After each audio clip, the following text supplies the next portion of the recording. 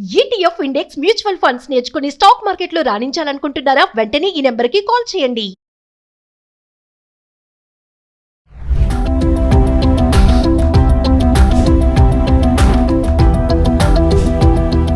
నమస్తే, welcome back to Suman TV. Present మనతో పాటు ఉన్నారు అనలిస్ట్ మందర్ కృష్ణారెడ్డి గారు. నమస్తే సార్. నమస్తే అమ్మా. సార్, మనం సీనియర్ సిటిజన్ కార్డ్ గురించి చాలా వీడియోలో మాట్లాడుకున్నాం. మళ్ళీ ఒక్కసారి రాష్ట్ర వ్యాప్తంగా 60 సంవత్సరాలు పైబడిన పురుషులకు, 58 సంవత్సరాలు పైబడిన మహిళలకు ఈ సీనియర్ సిటిజన్ కార్డ్ చాలా మందికి వీటి గురించి తెలియదు సార్. ఇప్పటికీ కూడా ఎన్నో వీడియోస్, ఎన్నో ఆర్టికల్స్ వస్తున్నా కూడా అసలు ఈ కార్డు వల్ల ఉపయోగాలు ఏంటి, ప్రయోజనాలు ఏంటి, అసలు ఎక్కడెక్కడ దీన్ని యూజ్ చేయొచ్చు, ఎలా యూజ్ చేయాలి, అసలు ఎంతమంది దీన్ని యూజ్ చేస్తున్నారు అంటే ఒక్కసారి మీరు. యాక్చువల్గా ఆంధ్రప్రదేశ్ ప్రభుత్వం ప్రత్యేకంగా 58 సంవత్సరాలు నిండినటువంటి మహిళలకి, 60 సంవత్సరాలు నిండినటువంటి పురుషులకి సీనియర్ సిటిజన్ కార్డ్స్ జారీ చేయమని ప్రభుత్వం ఉత్తర్వులు ఇచ్చింది. ఇలా ఇవ్వడం ద్వారా ఏమైందంటే ప్రతి గ్రామ సచివాలయం, వార్డు సచివాలయాల్లో కూడా దీన్ని, వార్డు సచివాలయాలు మనకు టౌన్స్లో ఉంటాయి, గ్రామ సచివాలయాలు అన్ని గ్రామాల్లో ఉంటాయి. అక్కడికి వెళ్ళి నా వయసు ఎంత, నా ఆధార్ కార్డు ఇది, పాన్ కార్డు ఉంటే pan card, bank account details ఏమైనా ఉంటే అది కూడా పంపించేస్తే వాళ్ళు అన్ని దాంట్లో నమోదు చేసేట్టుగా దానికి అప్లికేషన్ ఇస్తారు. పూర్తి చేసి కంప్లీట్ చేస్తే ప్రాసెస్ ప్రకారంగా సీనియర్ సిటిజన్ కార్డు వాళ్ళకి ఇస్తారు. అలాగే మిగతా రాష్ట్రాల్లో కూడా కొన్ని రాష్ట్రాల్లో 60 సంవత్సరాలకి స్త్రీ పురుషులకు కల్పించే పద్ధతి ఉంది, కొన్ని చోట్ల 58 సంవత్సరాలు ఉంది. అది ఆ రాష్ట్రాల మీద ఆధారపడు. ఏదేమైనా మొత్తం భారతదేశం అంతా కూడా ఈ సీనియర్ సిటిజన్ కార్డ్స్ అన్నీ ఉన్నాయి. అయితే మండల వ్యవస్థ ఆంధ్రప్రదేశ్, తెలంగాణలో మాత్రమే ఉంది తప్ప మిగతా రాష్ట్రాల్లో మండల వ్యవస్థ లేదు. అక్కడ బ్లాక్స్, తాలూకాలు అట్లా అంటారు వాటిని. అంటే ఒక తాలూకాను కొన్ని బ్లాక్స్ కింద డివైడ్ చేస్తారు. ఇక్కడే మనం ఏం చేస్తున్నామంటే ఒక జిల్లానే డైరెక్ట్గా కొన్ని మండలాల కింద డివైడ్ చేసి స్వపరిపాలన ఎక్కువ చేయడానికి, ఎక్కువ దగ్గరగా పరిపాలన వచ్చేటువంటి విధానంగా ఎన్టీ రామారావు గారి టైం లోపల ఈ మండల వ్యవస్థని తీసుకురావడం జరిగింది.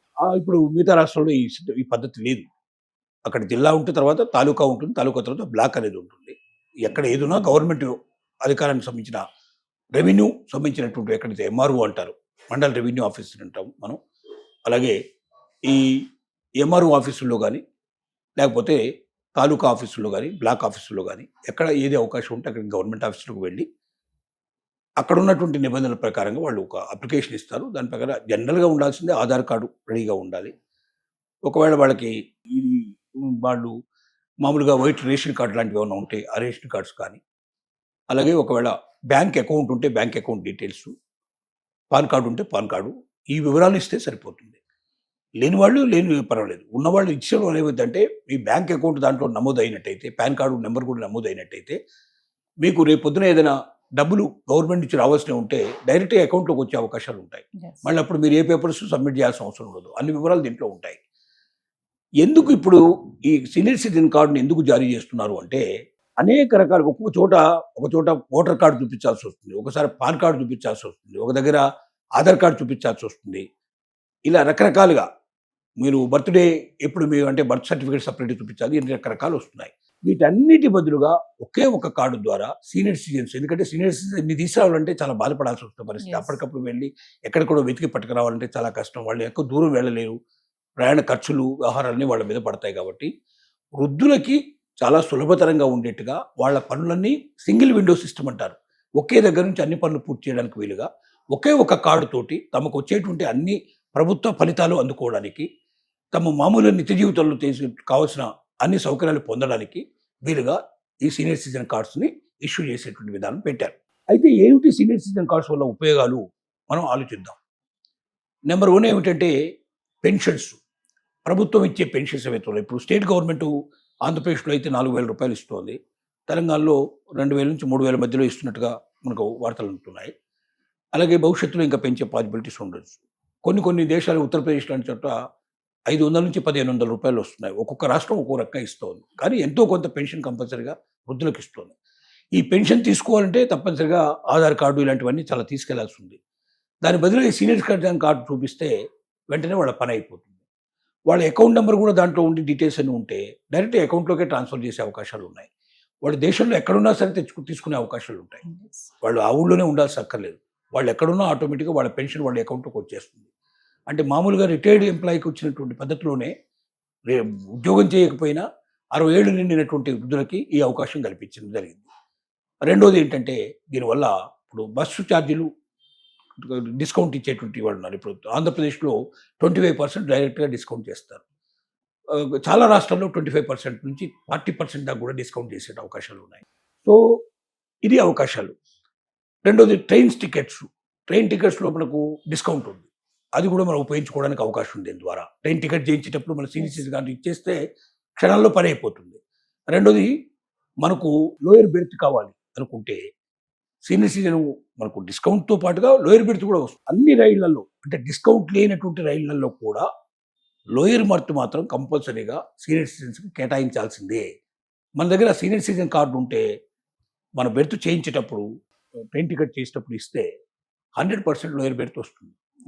అంటే మళ్ళీ ఎవరినో రిక్వెస్ట్ చేసుకోవాల్సిన అవసరం కానీ పైకి ఎక్కలేని నేను బాధపడుతున్నానండి ఎవరినో పైకి వెళ్ళమని చెప్పి రిక్వెస్ట్ చేయాల్సిన అవసరం లేకుండా 100% మనకు కన్ఫర్మ్డ్గా టికెట్ వస్తుంది.